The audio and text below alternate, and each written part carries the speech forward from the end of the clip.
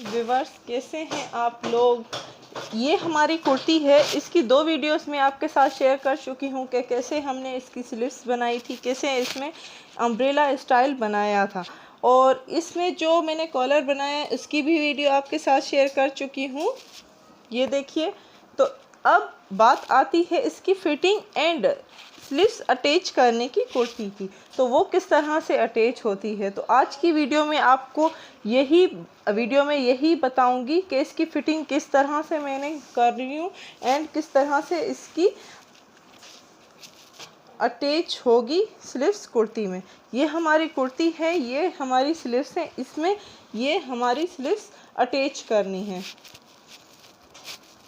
तो एक स्लीव्स में ले लेती हूँ।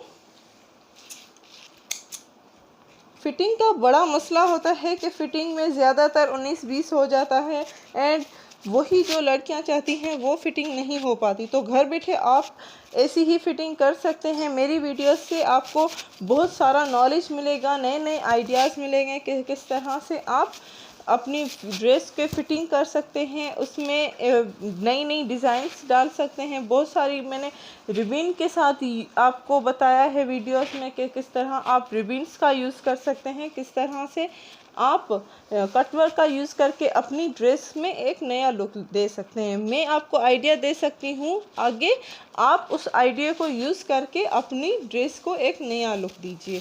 तो ये मैं अटैच करने वाली हूँ, प्लीज़ ध्यान से देखिएगा। और स्लीव्स की जो फिटिंग है उसमें थोड़ा सा फ़र्क होता है कि किस तरह से back side and front side में स्टिचिंग की जाए। तो ये मैं बैक साइड में पहले स्टिचिंग कर लेती हूँ।